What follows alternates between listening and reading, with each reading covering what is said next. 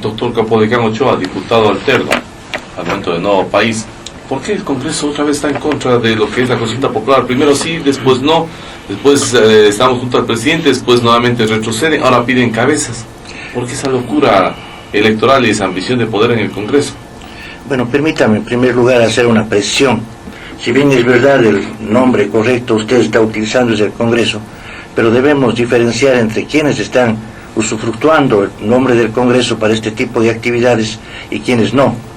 Si usted pone atención, como entiendo que lo ha hecho por su acuciosidad, la prensa de hoy nos trae datos absolutamente precisos de que no más de 50 y pico diputados 53 son aquellos los que están tratando de obstruir nuevamente este proceso de consulta popular, que es un tránsito hacia la Asamblea Constituyente. La pregunta es porque usted desde adentro, desde la percepción del diputado alterno, puede darnos esa claridad. Exactamente. Entonces lo que yo quiero hacer es notar es que no es una mayoría, como lastimosamente pretenden decir algunos medios de comunicación colectivos, la mayoría del Congreso, sino es una minoría de 53 ciudadanos, una minoría absolutamente antidemocrática, la que pretende conspirar nuevamente contra este derecho del pueblo ecuatoriano a expresar su voluntad. ¿Pero qué hacer con estos conspiradores a tiempo completo?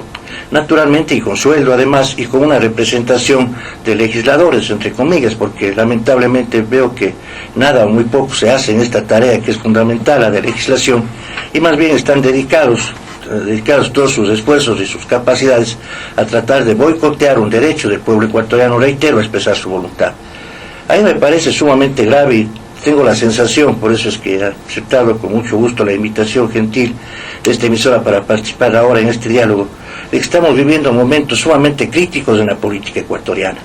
Un Congreso que se ha caracterizado por ser el estandarte de las violaciones constitucionales, que podemos hacer una larga lista de violaciones de la Carta Magna hechas por este mismo organismo de representación política, a la cual le llamaremos Congreso, con las diferencias obviamente que hay y que acabo de hacerlas.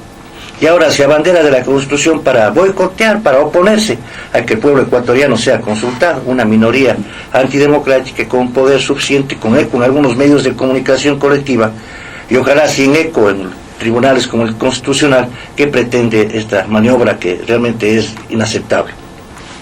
Ahora lo que han hecho es recurrir a una disposición constitucional, me parece que es el numeral 2 del artículo 277, y van a plantear la inconstitucionalidad ante el Tribunal Constitucional. ¿Es posible hacer eso? ¿Tienen la facultad? Lo están haciendo y yo creo que desde el punto de vista rigurosamente jurídico es inaceptable, es improcedente, pero habrá que estar vigilantes sobre cómo actúan estos avesados caciques de la política que no quieren perder el poder que han venido ostentando de manera tradicional e histórica. No avesados, atolondrados de la política, pero ellos el rato que cambian los actores del Tribunal Supremo van a poder dar paso a la negativa de la consulta popular. Es que yo creo que en este momento, si es que hablamos de la Constitución y de la ley, no es posible cambiar a los miembros del Tribunal Supremo Electoral porque está ya en marcha un proceso electoral. Ya se hizo la convocatoria pública a la Asamblea, a la consulta popular, y de acuerdo al artículo 17 y 18 de la Ley de Elecciones, este momento el Tribunal Supremo Electoral tiene facultades, si usted quiere, perdóname utilizar una palabra un poco exagerada, pero es un poco gráfica, omnímodas, para tratar todo aquello que se refiere al proceso eleccionario. Eso para un pensamiento racional, pero para los señores que no tienen ese tipo de pensamiento... De tal manera que inclusive ahora los miembros del Tribunal Supremo Electoral gozan de inmunidad, y el proceso que se ha iniciado no puede ser interrumpido por ningún concepto.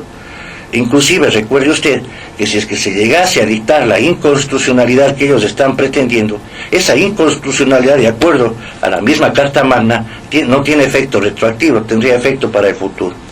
Pero sí, yo tengo las mismas preocupaciones suyas. Yo creo que podemos argumentar desde el punto de vista jurídico, desde el punto de vista legal, que ellos no tienen la razón, que además resulta extraño que aquellos que han violado la Constitución de manera flagrante y repetida ahora quieran decir que son constitucionalistas, que es realmente admirable y espeluznante para la democracia ecuatoriana que una minoría de 53 ciudadanos quiera oponerse al derecho de millones de ecuatorianos que quieren expresarse en la consulta y quieren ir a la Asamblea Constituyente. Yo comparto su misma preocupación, pero sí también sé que aquello que tradicionalmente se ha hecho en la política ecuatoriana, que en el Congreso no se votan por razones, se buscan razones para votar. No sé si a usted le contaron alguna vez anécdotas recientes del Congreso actual, de este Congreso que estamos criticando y del cual usted recuerda que soy diputado alterno. Algún ciudadano muy versado en asuntos legales hacía una exposición fundamentado en la Constitución y la ley, en los tratados internacionales de defensa de los derechos humanos. Una argumentación muy bien estructurada, muy bien fundamentada, con una gran coherencia, demostrando un conocimiento maduro e inteligente de las normas jurídicas vigentes en el Ecuador. Todos nos llevaba a pensar que esa argumentación estaba para votar de manera coherente con todo ese razonamiento, pero al final votó al revés, diciendo todo lo contrario. Sí, pero por disciplina partidaria mi voto es en contra. Mire usted entonces cómo pesa la presión y el control de los partidos políticos. Si no vota con esa visión disciplinaria partidista, le vota en el Congreso y pierde el sueldo. Esa es justamente una de las manifestaciones de esta degeneración de la democracia en la cual nosotros estamos viviendo. Es decir, que aquel ciudadano que llega al Congreso respaldado por un partido político, por un movimiento político de estos tradicionales, es que no se somete a esta cosa que llaman la disciplina partidaria, que no es otra sino el capricho, el designio o la orden que manda el cacique de esa agrupación política, llámese Lucio Gutiérrez o llámese Álvaro Noboa, inmediatamente queda descalificado. ¿Dónde queda el derecho a ejercer libremente el sufragio de este diputado? ¿Dónde queda su libertad de conciencia? ¿Dónde queda su libertad de expresión? Es decir, ha pasado a ser una suerte de interdicto de la política por haberse adscrito a un partido o un movimiento político. Ha perdido su libertad y la ha subordinado a los caprichos o a los dictámenes de estos dueños de la política y que quieren ser dueños del país. Dentro de lo que es las reformas a la Constitución, ¿debería liberarse de disciplinas partidistas en cualquier dignidad de representación popular? Yo creo que una de las reformas que debe ser tratada, que escuchaba a los dos compañeros de panel en forma muy inteligente lo estaban desarrollando, es esto de despartidizar la vida política del país. Uno de los graves defectos que tiene nuestra Constitución es el haberse convertido en el estatuto de control de los partidos de la vida política, en donde ellos manejan la hegemonía de la actividad política. Una de las tareas fundamentales de la gente que vaya a la Asamblea Constituyente es desmontar este andamiaje constitucional que crearon los partidos para mantener el control de todas las actividades del Estado.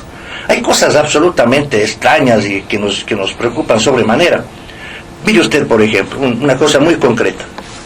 Se trata de elegir presidente y vicepresidente del Congreso. Se supone que todos los 100 diputados que forman parte del Congreso tienen los mismos derechos y las mismas obligaciones y tienen la posibilidad de ser elegidos dignatarios de ese órgano de la representación política del cual son parte. Pero ocurre que la Constitución dice lo contrario. Dice que solamente podrá elegirse presidente a uno de los miembros de la representación que mayor votación hayan conseguido. Dicho de otro modo, en el caso concreto ecuatoriano, para ser presidente tiene que ser uno del PRIAN y para ser vicepresidente tiene que ser uno del Partido Sociedad Patriótica. Yo le pregunto a usted, ese acto ficticio de recoger la votación de los diputados para ver quién es presidente y vicepresidente, ¿tiene algún sentido? Si ya viene designado el presidente y el vicepresidente por los dueños de los partidos que supuestamente tienen la mayor representación en el Congreso. Entonces esta elección se convierte en una ficción, es una burla, es un atentado contra los otros diputados que no pertenecen a los derechos de los otros diputados, que no pertenecen a esas bancadas, y un entierro del principio de igualdad ante la ley. Esto no tiene sentido. Y así podemos ir viendo una cantidad de ejemplos con los cuales no les voy a cansar esta mañana a ustedes, cómo esta Constitución fue fabricada y pensada con la intencionalidad de garantizar el dominio, la hegemonía, la discriminación por parte de los partidos en relación con la ciudadanía, con el resto de ciudadanos comunes y corrientes, es decir, para mantener la dictadura de la partidocracia. Y esto no es democracia, esto es una degeneración de la democracia. Nuestra propuesta la vino planteando con mucho talento nuestro candidato a la diputación y hoy diputado Fernando Cordero en la última campaña, es plantearnos un proceso de regeneración de la democracia ecuatoriana como camino para poder construir efectivamente un nuevo país. ¿Es posible dar paso a una regeneración política en el país, doctor Gallo? ¿Es posible despolitizar realmente en algún momento este noble ideal? ¿Es posible llevarlo a la práctica? Bueno, Paul había hecho un planteamiento que si lo desarrollamos de mejor manera es uno de los instrumentos muy importantes y fundamentales para este proceso de recuperar el mandato y despartidizar los organismos del Estado. Es la digitalización. La digitalización no solamente en la parte de la elección, sino también en la parte de la gestión pública, en donde los gobiernos, los representantes también tienen que establecer una propuesta concreta de gestión sobre cada sector, sobre cada región, sobre el país.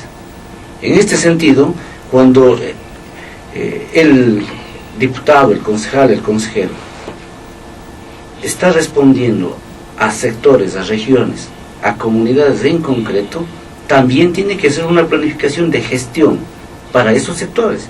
Y los recursos del Estado, que están en los municipios, en los consejos provinciales, también tienen que ser distribuidos equitativamente bajo esa digitalización, para que ese modelo centralista, que no es solo, como decía Pablo, en Quito y Guayaquil, sino también es en las provincias, en la cabecera cantonal. ¿Y en qué porcentaje deberían compartir los gobiernos seccionales esos recursos con las parroquias? En base a una planificación participativa se debe ir definiendo para recuperar una justicia, una equidad en el manejo de los recursos. Vemos aquí en el Cantón Cuenca, 112 millones están previstos de inversión de parte de la municipalidad. ¿Cuánto se distribuye, Fernando, en las 21 parroquias del Cantón Cuenca, que somos más o menos el 40% de la población? 2 millones. 2 millones de dólares. De 121. De 120 millones de dólares aproximadamente. Eso es. Y Etapa tiene exactamente otra cantidad igual de presupuesto. ¿Habrá equidad en esto? Y por eso, lógicamente, mañana las parroquias, las comunidades se levantarán y exigirán también una transformación, un cambio en esa visión centralista. Eso es. Entonces, la despartidización está en la medida en que se establecen responsabilidades en los dignatarios, no con los partidos políticos, sino con sus electores, a partir de un modelo que implique, como digo, digitalizar su responsabilidad. Entonces, darle a las regiones, a las comunidades, a los barrios, a las parroquias, un papel de decisión para elegir a sus representantes, pero a su vez también que la gestión esté digitalizada, sea en concreto. El alcalde de Cuenca tiene que presentar un plan de gestión y de distribución de recursos en base a población, en base a territorio, en base a necesidades básicas insatisfechas en varios de los sectores por esta inequidad en el manejo de los recursos. Allí es donde se recupera el mandato y entonces ya no tendrá incidencia la decisión del partido político, sino tendrá incidencia la decisión ciudadana. Es un modelo que este rato puede ser una utopía y puede verse así, pero si aprovechamos esta oportunidad que nos da la constituyente, creo que puede convertirse en un modelo concreto y que no va a cambiar de un día para otro, porque la estructura mental nuestra, de todos los ecuatorianos, ya la hemos aceptado. Es decir, está mal, es inequitativo, es injusto, es todo, es corrupto, pero sin embargo como que le aceptamos. Tan es así que en muchas comunidades dicen, está bien que roben, pero con tal que nos den alguna cosita. Esa estructura mental la hemos aceptado, y eso es lo que estamos tratando de cambiar, y eso es lo que los partidos políticos se niegan a cambiar. ¿Por qué? Porque precisamente de eso han vivido, y eso ha generado los nuevos ricos, los nuevos Gutiérrez petroleros, que si la noche a la mañana con un sueldo de militar, que sabemos que no es de lo mejor de este país, pero ahora son petroleros. Este manejo corrupto ha generado las nuevas élites económicas, políticas, hoy defendiendo como dice, con uñas y dientes, ¿no?, esos beneficios económicos particulares. Eso es lo que está de por medio, y por eso es la negativa, Fernando, a la constituyente. No es porque finalmente mañana a lo mejor el superintendente va a ser tal o cual persona, no. Lo que se trata es de que los recursos del Estado sirvan en beneficio de estos grupos. Y por eso es finalmente toda esta lucha a muerte que levantan a través del Congreso. Y acuérdense, no solamente es eso lo que van a seguir haciendo. En esta situación, cuando están de por medio su supervivencia y la supervivencia de esos privilegios, no es solamente eso a lo que nos podemos referir. Es muy seguro, y yo me temo mucho, que mañana inclusive se dé lo que se dio en Venezuela. Golpes de Estado, manejados por grupos que inclusive pueden estar detrás de los mismos sectores de las fuerzas represivas del Estado. Hasta eso pueden llegar, porque no creo que vayan a ceder así tan fácilmente frente a una oportunidad que el pueblo la ve empujando y la van desmontando. Mire, aquí en este país todo tiene le han manoseado tanto, le han hecho trapo a la Constitución de la República cada vez que les ha dado la gana, y cuando se ha tratado de mantener sus privilegios y sus intereses, defenderlo. Pero hoy aparecen como adalides de la democracia defendiendo la Constitución. Y no, mañana estoy seguro que posiblemente se diga que no caben las reformas, es inconstitucional lo actuado por la Constituyente porque no se sujeta a la Constitución. Y entonces, hacer todo para que no cambie nada. En definitiva, eso es lo que quieren los partidos políticos. Doctor Granda, ¿podremos garantizar o pronosticar o advertir que a través de la Constituyente habrá pan, techo, empleo para los ecuatorianos, habrá trabajo, habrá el acceso a más fuentes de trabajo, se impedirá la migración, se mejorará la calidad de vida de los ecuatorianos? ¿O es una utopía, o pensar en eso es una utopía, o es un sueño? Si elegimos a gente responsable, a gente con principios, a gente con capacidad, yo creo que sí se pueden generar... Pero ¿cómo elegir eso? A veces la gente, oiga, habla tan bonito que ese me parece buen candidato. No, yo creo que sí se está tomando una conciencia política de respecto a quienes van a ser nuestros representantes. La gente está tan cansada que está analizando mucho más el discurso político. Además, no hay que desvirtuar la sabiduría de la gente a la hora de ejercer su derecho al voto. Fíjese usted, en el último proceso electoral como que ya hay visos de mayor interés en el tema político, de que la gente, además de estar cansada de la política, también se está dando cuenta que hay gente que le ha mentido. Oiga, sí hay sabiduría, pero siguen regresando los mismos al Congreso, y tal vez en la presidencial haya cambiado, pero regresan los mismos al Congreso, y es un signo de que la tal madurez no es tan bueno, así. Y esa es una labor que tenemos que hacerlo absolutamente todos los actores políticos, los medios de comunicación, que exista una conciencia real, verdadera, y que vayamos construyendo una cultura política que nos permita tomar las decisiones adecuadas. La Constituyente por sí sola obviamente no va a generar empleo, pero sí puede generar bases, puede generar principios, puede generar un modelo económico que genere empleo. Entonces, yo creo que en ese sentido hay que ser optimistas, yo creo que hay que pensar que esta es una oportunidad. Hagamos lo que hacían los chinos, ¿no? Los chinos de toda crisis, de toda situación complicada, veían una oportunidad y obviamente han construido un gran país. Bueno, China tiene una historia milenaria, nosotros también la tenemos. Entonces, ¿por qué no pensar que Ecuador, a través de esta oportunidad de la Constituyente, podemos construir un Estado, un Ecuador distinto, un Ecuador solidario, un Ecuador equitativo, un Ecuador en donde el reparto de la riqueza pueda llegar a los mayores sectores, en donde existe educación, en donde existe salud? Sí se puede conseguir eso, pero diseñemos una estrategia para conseguir eso, que no se lo logrará de la noche a la mañana, pero sí con una estrategia de 15 a 20 años sí podemos construir un Ecuador distinto. Doctor Ochoa, es importante su aporte en el tema de las propuestas a la Constituyente, que ya horas atrás nos hizo conocer, presentarlas para que la opinión pública, en confrontación o en concordancia con los panelistas también invitados, visualice o vea hacia dónde podemos apuntar los cambios en el país. Sí, yo creo que hay un trabajo de mucha gente en este sentido. Yo quiero comentarle un pequeño anécdota. Alguna vez, hace algún poco tiempo, conversaba con el señor ministro de Gobierno y él nos hacía saber lo siguiente. Llegaron al Ministerio de Gobierno y a sus asesores más de 230 proyectos de estatuto para la Asamblea Constituyente. ¿Qué quiere decir esto? Que los grupos ciudadanos, las asociaciones civiles, los frentes estudiantiles, los grupos de hombres, de mujeres, etcétera, etcétera, hicieron propuestas respecto al estatuto para la convocatoria de la Asamblea Constituyente. A mí me parece que este es un salto cualitativo importante, porque si usted recuerda, hace 2 años de lo que más nos lamentábamos era de esta absoluta indiferencia que existía en la sociedad ecuatoriana frente a los temas políticos. Y que ahora existan 230 proyectos de estatuto que iban a ser resumidos y estudiados por las personas que tenían este trabajo, pues a mí me parecía un síntoma interesante. E inclusive comenté en aquella ocasión que estábamos pasando de una suerte de democracia participativa o representativa, como dicen algunos, a por lo menos a los inicios de una democracia más deliberativa o deliberante, porque la gente comenzaba a interesarse en los temas de la política. Esto me parece a mí realmente un síntoma curioso, estimulante. Yo creo que la gente debe participar más en los temas del Estado y en los temas de la política, y esta va a ser una garantía de que podamos cambiar las cosas. Nosotros hemos estado trabajando en proyectos de reformas constitucionales concretas, y hemos estado siempre llamando la atención en que es necesario dar un salto de las generalidades a las particularidades. Porque aquello de hablar de la reforma política del Estado es una generalidad. Para unos podrá tener un sentido y para otros podrá tener un sentido completamente diferente.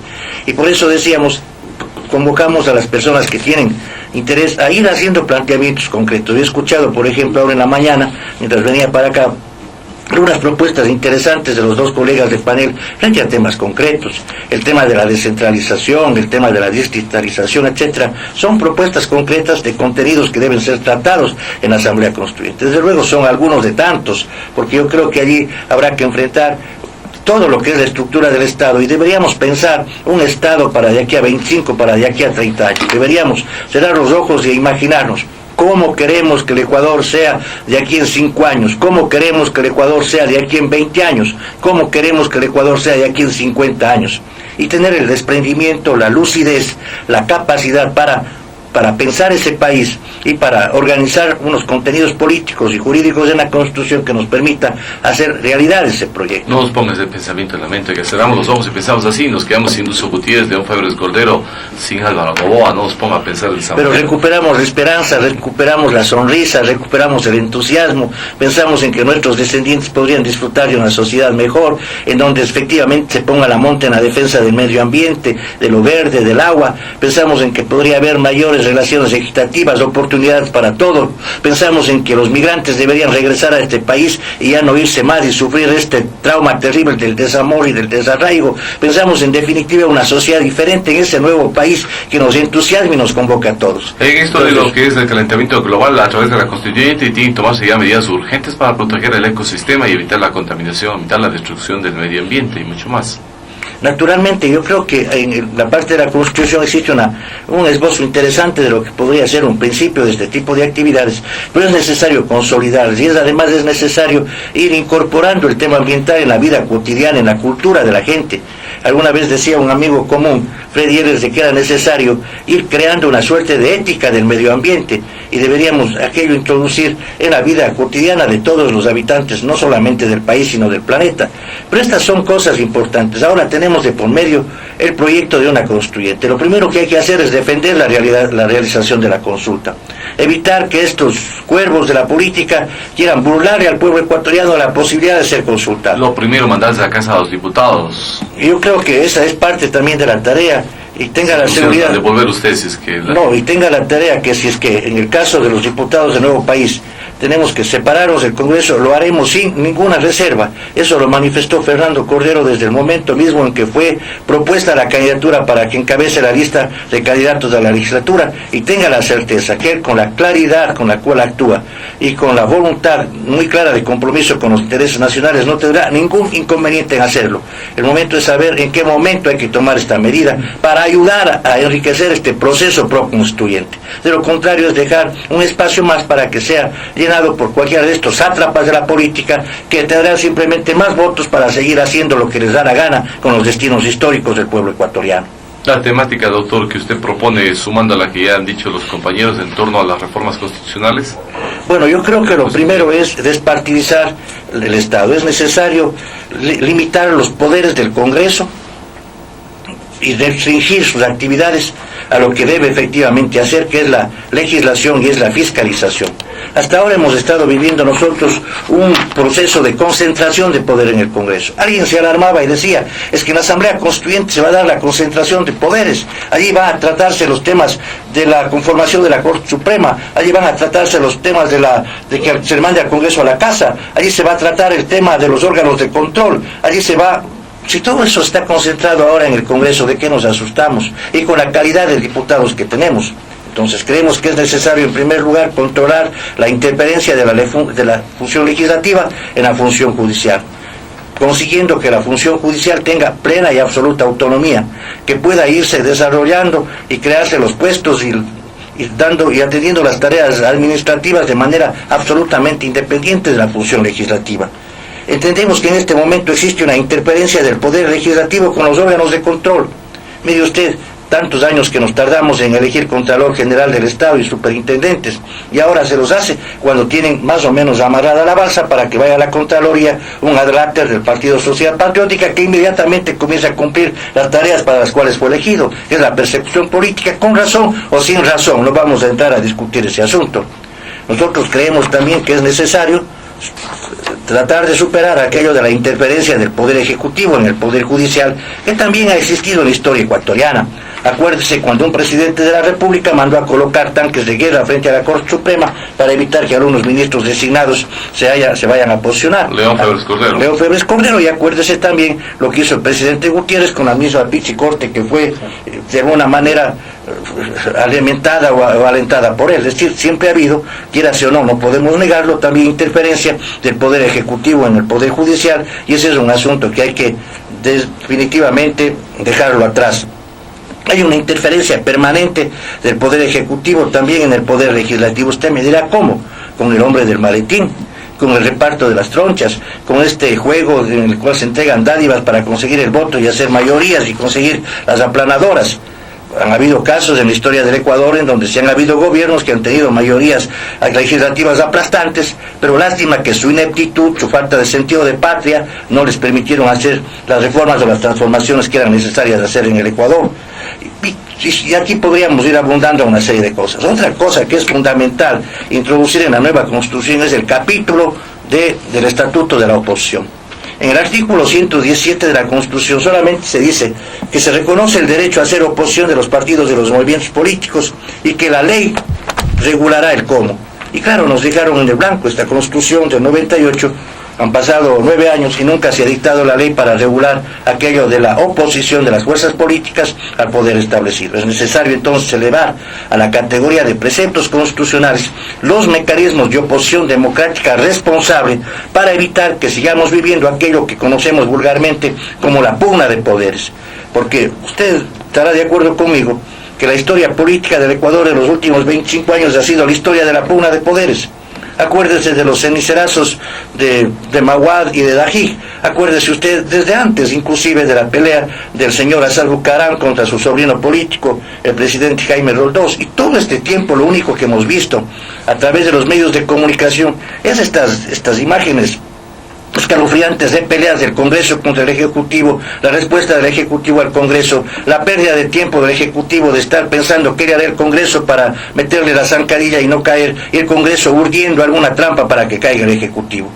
Esto no puede ser, no puede haber un Estado bicéfalo en donde existan dos cabezas políticas que se contradicen entre sí, el Ejecutivo con el Legislativo. Es necesario dar un salto cualitativo para impedir que esto se dé y para que todos pensemos en función de los intereses del Estado. ¿Cómo hacerlo? Elevando a la categoría de preceptos constitucionales algunas reglas de la oposición democrática responsable, como aquella de que si un partido no está de acuerdo con una tarea que está cumpliendo el gobierno, puede ir al Congreso o al Tribunal Supremo Electoral para proponer una alternativa viable que pueda ser discutida públicamente, incluso con financiamiento de espacios en los medios de comunicación colectiva, y que pueda, de ser este el caso, inclusive someterse esta diferencia a la consulta popular para obligar democráticamente a hacerse las rectificaciones que deban hacerse en la administración del Estado. ¿Pero cómo? Con propuestas, reitero, programáticas y con propuestas alternativas que tiendan a construir el destino de la nación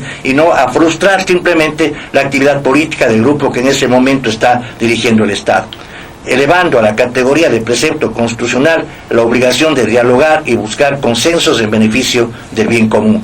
Doctor Calle, frente al irrespeto a la Constitución por parte de los gobiernos de turno, ¿habrá que hacerle coercitiva a los diferentes aspectos de la ley para que, en base a eso, aquellos que incumplen reciben sanción o destitución de cargo de forma inmediata? Bueno, yo creo que la oportunidad de la constituyente y que se dicte una nueva constitución recién es el inicio de la posibilidad de un cambio en este país. No es que se dicta la constitución y no nos hagamos ilusiones de que la nueva constitución va a ser respetada, tampoco. ¿Sí? Cuando los grupos económicos tienen intereses, la constitución no es sino simplemente un referente para su actuación, en el sentido de cómo utilizarla. Hagamos la cuenta que es una oportunidad y que ciertamente un estatuto lo establece, pero si la propia Constitución, con todas las deficiencias y favores hacia sus intereses que tiene, muchas veces ha sido manoseada y lo han hecho de la manera más vil y repugnante.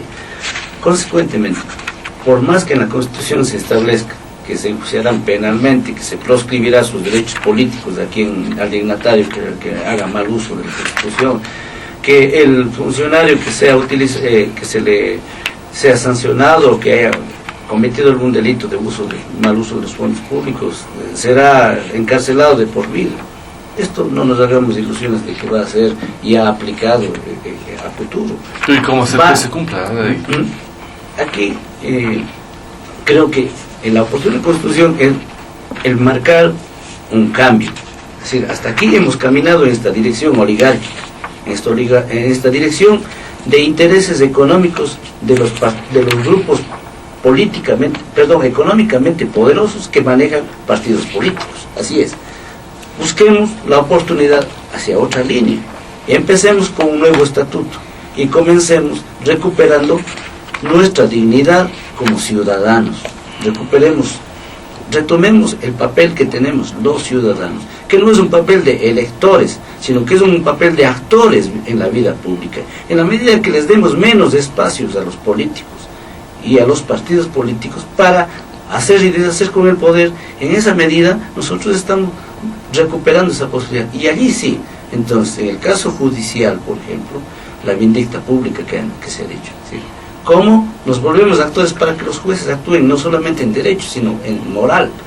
Porque por encima de los derechos humanos, en términos de las leyes humanas, hay que recuperar el derecho natural, el hacer el bien, el ser honesto, como decía Paul, transar en cualquier cosa, menos en el tema de lo que significa el manejo honesto, en lo que significa el recuperar la responsabilidad como ciudadanos y luego como dignatarios. ¿Sí? No estamos allí porque Juan Pérez es buena gente, ni que su eslogan de campaña es el que le lleva a tal, sino estamos allí en una representación ciudadana, en una representación de un sector. Si estamos en el Consejo Cantonal, en el municipio en donde se está allí para cumplir una responsabilidad y para devolver con gestión ese mandato.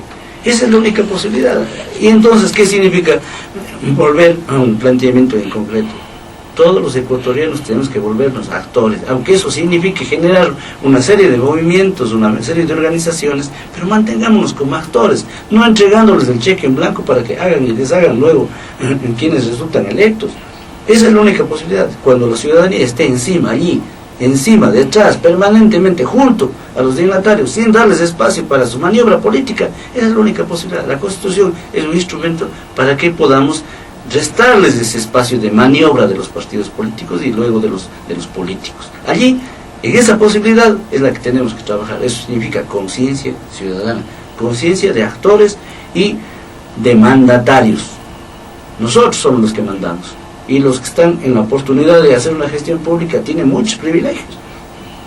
Y a cambio de esos privilegios, de dietas, de sueldos, etcétera, todo lo que sea, a cambio de esos privilegios deben devolvernos con gestión. Y esto implica también, entonces, el manejo de los recursos del Estado, la estructura del Estado, tiene que ser en beneficio social. Y ahí tenemos que estar los ciudadanos, permanentemente. Entonces, los organismos de participación ciudadana también tienen que establecerse claramente en la Constitución, porque se dice la participación ciudadana se va a garantizar. ¿Y cuál es la participación? Perdóname, yo alguna vez lo había dicho y lo reitero. En este país se conjuga el verbo participación de esta manera más perversa. Yo participo, tú participas, pero los partidos deciden. Aquí en el Consejo Provincial, en varios organismos, sí hacen participar, nos hacen hablar, pero finalmente ellos deciden todo lo contrario. Eso es la manera más perversa de la conjugación del verbo participar. Y entonces tiene que regularse en la Constitución los organismos de verdadera participación y de incidencia, para que la revocatoria del mandato sí sea realmente una amenaza permanente que esté sobre los políticos que están de dignatarios, para que el incumplimiento de esos planes de trabajo realmente se vuelva una situación de desconocimiento, de descalificación de la dignidad, para que también la planificación, los planes parroquiales, cantonales, provinciales, sean los instrumentos de gobierno y no sea el manejo clientelar. Acá tengo mis amigos, acá no tengo amigos, acá apoyó en la campaña, este otro estuvo en contra, acá no tienes recursos, acá sí tienes recursos, acá le pintamos naranja y como tienen la bandera naranja, allá sí trabajamos, acá le pintamos verde y como son partidarios, acá sí trabajamos. Ese es el manejo y eso también hay que proscribir. Entonces, estos son los mecanismos reales. Cuando seamos ciudadanos, las democracias de Europa, que no, lógicamente son otra realidad, otra historia y todo, pero si recuperamos también, no las democracias, porque la democracia es un modelo donde domina la mayoría sobre la minoría en votos, ¿no? Pero si recuperamos la historia andina, la historia de los consensos, es otro tipo de gestión.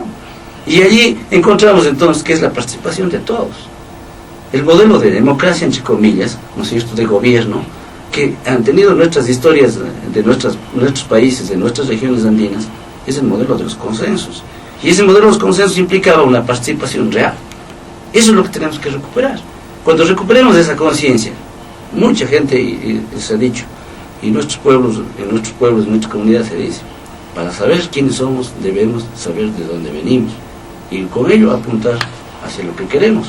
Entonces nosotros hemos perdido el modelo de nuestra historia, hemos perdido que somos herederos de una riqueza, de un modelo de organización andina, ¿no?, en donde se privilegiaba el respeto a la naturaleza y a los bienes que existían en una convivencia armónica, que no eran sujetos de apropiación, ni mucho menos instrumentos para enriquecimiento personal, sino que eran para buscar el bienestar de la colectividad. Para volver a recuperar esa historia y esos objetivos de organización andina, lógicamente entonces necesitamos, como lo dije aquí, cerrar los ojos y dar un cambio mental. Y en esa perspectiva entonces el modelo de democracia que queramos construir tiene que ser un modelo de democracia en donde hayan actores reales permanentemente, que no tengamos el privilegio unos u otros por el hecho de tener a lo mejor el acceso a un medio de comunicación o en una participación electoral, sino que todos podamos hablar y que todos podamos estar participando realmente, pero participando en la decisión. La participación sin la capacidad de decisión, llámese cualquier cosa, menos participación. Hay que seguir trabajando para fortalecer la democracia. Doctor Granda, nos consultaban por interno de que el gobierno nacional nombró una comisión de miembros del CONESUB para que elaboren su propuesta de constitución. ¿Esto no es ya un acto de irrespeto a lo que es los derechos ciudadanos y un acto inconstitucional porque no recoge a todos los sectores de la ciudadanía? Es la pregunta que nos hacen en forma general, simplemente es por turno que le planteo a su persona. Me parece más bien que es importante ir a un importante, si cabe la redundancia, o a un trascendental sector que es la universidad, para recoger un poco los criterios de la universidad, los criterios planteados desde las facultades de Derecho, a partir de análisis, entiendo que serán en cada una de ellas, respecto a lo que implica la constituyente, a lo que implica la asamblea, qué se puede reformar, qué se debe impulsar, qué se debe transformar, etcétera, etcétera. La conformación de la comisión no ha sido hecha por el presidente de la República, la conformación de la comisión lo ha hecho el CONESUB, y ellos han tomado la decisión de quiénes deben ser los miembros que integren esta comisión. Y yo creo que no solo se debe hacer con las universidades, el recabar criterios respecto a cuáles son los ámbitos en donde se debe plantear las transformaciones para este país a través de la Asamblea Constituyente, se debe hacer a los diferentes gremios de trabajadores, de empresarios, a las juntas parroquiales.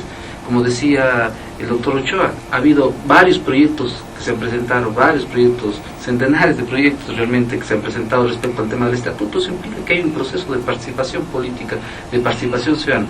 En el tema de la constituyente, en el tema de los ámbitos de reforma, de la organización del Estado, de la reforma política, de la reforma económica y social, se deberían recabar todos los criterios. Entiendo que hay una organización o un grupo de ONGs en la provincia de Azuay que también han trabajado en algunas propuestas.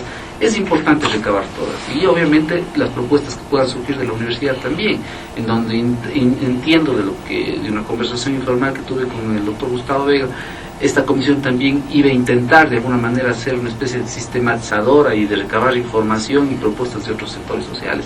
La discusión yo creo que es imprescindible en un tema de tan enorme trascendencia como es la Asamblea Constituyente, el análisis, la reflexión.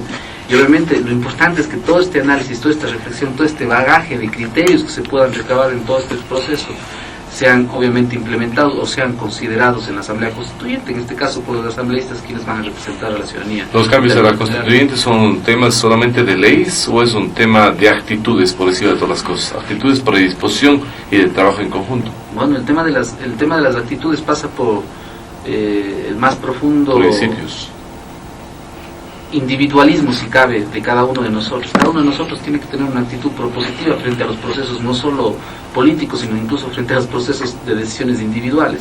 Y obviamente eso debe exteriorizarse al momento que uno ostenta una representación. Cómo cambiar esa forma de representarlo, de buscar conectar con la colectividad a la cual está representando, y obviamente los asambleístas tienen que tener una actitud distinta, y tenemos que elegir a gente con actitud distinta, gente que tenga capacidad de receptar opiniones, de procesar criterios y sobre todo de trabajar en equipo para tener una propuesta que realmente sea incluyente. La Constitución o la nueva Constitución que se debe y que se va a impulsar a través de la Asamblea Constituyente debe ser totalmente incluyente, nunca excluyente, y eso obviamente va a depender mucho de la actitud de los asambleístas. Doctor Ochoa, en síntesis, ¿cuáles son sus recomendaciones generales en torno a este proceso de transición política que marcará la historia de este país y ojalá para bien?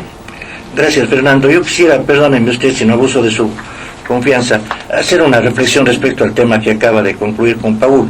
A mí me parece sumamente interesante que el presidente Correa haya pedido al CONESUB que a su vez convoque a las universidades para que se integre una comisión de juristas y que esboce un proyecto, lineamientos generales o quizás algunas tesis respecto a la nueva Constitución. Sin embargo, de lo importante que es esta tarea y del aporte significativo que pueden dar estas distinguidas personalidades, yo le veo que frente a esto puede haber una pequeña confusión, una suerte de lo que yo llamo un contrabando que podría inducirnos a engaño.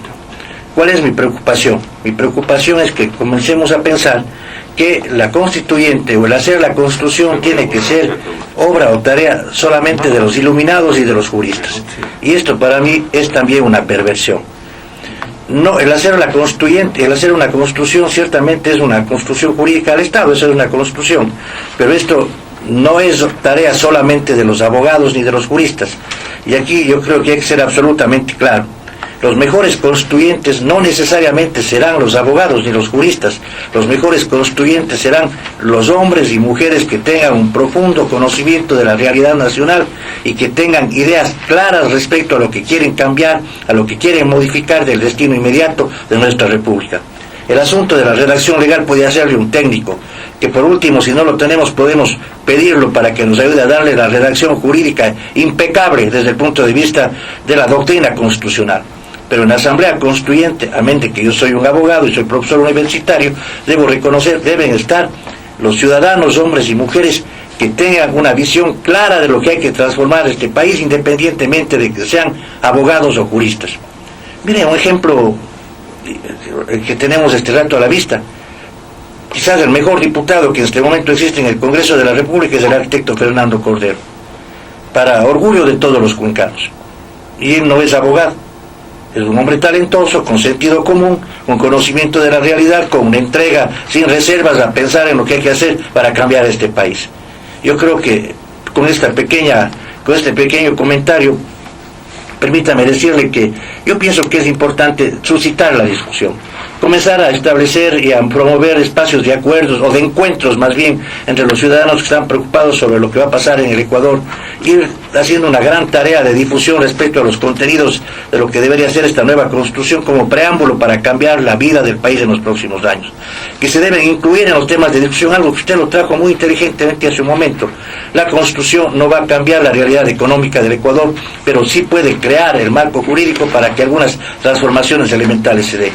Yo creo, por ejemplo, que se debe, así como en alguna ocasión se elevó a la categoría de precepto constitucional la prohibición del anatocismo en el sistema financiero, yo creo que también es indispensable elevar a la categoría de precepto constitucional la prohibición de la tercerización, por ejemplo, que es una infamia que se comete en el ámbito laboral contra nuestros jóvenes, a quienes se les priva la oportunidad de tener un trabajo estable, de tener fondos de reserva, de tener seguridad social, en definitiva de proyectar su vida frente a una seguridad indispensable, que es una necesidad humana, que es la de contar con un trabajo.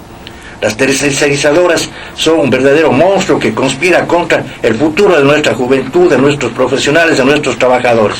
Y se va a seguir manejando esto. El gobierno actual se comprometió a eliminar la tercerización y sin embargo ha tenido una actitud todavía absolutamente débil y blandengue.